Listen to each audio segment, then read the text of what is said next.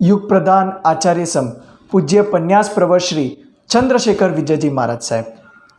इनकी महानता के बारे में तो हम सभी को पता है।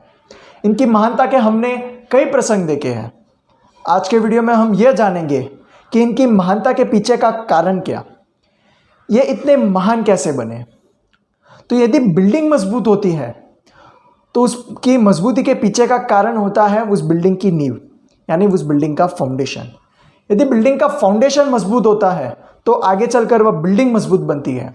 वैसे ही चंद्रशेखर विजय जी महाराज साहब की महानता के पीछे का कारण उनकी महानता की नींव, उनका फाउंडेशन यानी उनका परिवार। आज के वीडियो में हम ये देखेंगे कि चंद्रशेखर विजय जी महाराज साहब के पिताजी और उनकी माताजी कैसे थे। उनके पिताजी और उनके माताजी ऐसे थे तो उनके पुत्र कैसे होंगे, ये आज के वीडियो में हम देखेंगे। चंद्रशेखर विजय जी महाराज साहब, उनका नाम था इंद्रवदन भाई जब वे छोटे थे, गृहस्थ में थे। उनके पिताजी का नाम श्री कांति भाई प्रताप सिंह और उनकी माताजी का नाम श्री सुभद्राबेन। इंद्रवदन भाई का रोज का नियम एक सामयिक का, रोज का सामयिक का नियम। एक बार ऐसी घटना बन जाती है, उन्हें तेज बुखार हो जाता है तो उस दिन जल्दी सो जाते हैं और वे रात को सामयिक नहीं करते हैं। कांति भाई रात को घर पे आते हैं, अपनी शाविका सुभद्राबेन से पूछते हैं इंद्रवदन ने आज सामयिक की। उन्होंने कहा नहीं, वे सो गए। तब कांति भाई ने कहा कि कल भी उन्होंने ऐसा ही किया था, उन्होंने कहा था कि आज वे 2 सामयिक करेंगे। यदि अब वे कल 3 सामयिक करें पर आज मैं उनसे 1 सामयिक करवा के ही रहूँगा।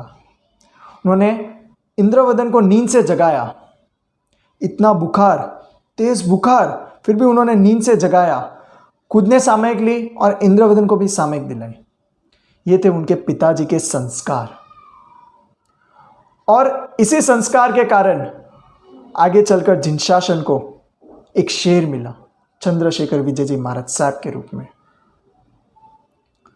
उनके पिताजी को यह डर था कि यदि मैं मेरे पुत्र के प्रति कोमल बनूंगा तो मेरे पुत्र की आत्मा का क्या होगा। और इसी संस्कार के कारण, इसी फाउंडेशन के कारण आगे चलकर जिनशासन को एक शेर मिला। उनकी माताजी का एक ऐसा प्रसंग बनता है,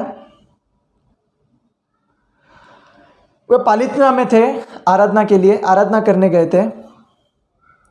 तब प्रेम सूरी महासाहब के माध्यम से उन्हें यह समाचार मिले कि उनके पति श्रावक कांतिबाई का स्वर्गवास हो चुका है। अब उन्होंने सोचा कि अब वहाँ पर अब जाना पड़ेगा।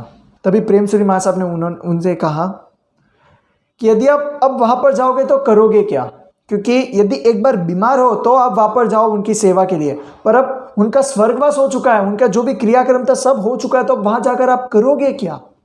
अब वहाँ जाओगे कुछ करोगे तो नहीं, और साथ साथ में आपकी आराधना में भी बाधा पड़ेगी, विघ्न पड़ेगा, अंतराय पड़ेगा।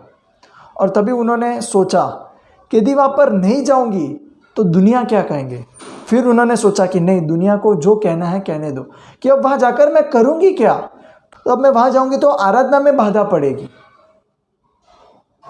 और वे वहाँ नहीं गए और वहीं पर रुके और उन्होंने आराधना जारी रखी। ये उनके माताजी की सोच, उनके संस्कार। गुरुदेव 10-10 हज़ार युवाओं को एक साथ प्रवचन देते, सभी युवा खड़े खड़े उनका प्रवचन सुनते और वे बिना माइक के 10-10 हज़ार युवाओं को एक साथ प्रवचन देते थे। शासन के प्रति खुमारी के लिए तैयार करते थे। उनके जीवन के बारे में हम पढ़ेंगे तो हमारे अंदर भी शासन के प्रति एक खुमारिता जगेगी। यह था उनका व्यक्तित्व। विवेकानंदा कहते थे कि यदि 100 नचिकेता मिल जाए तो पूरे विश्व की काया पलट सकती है।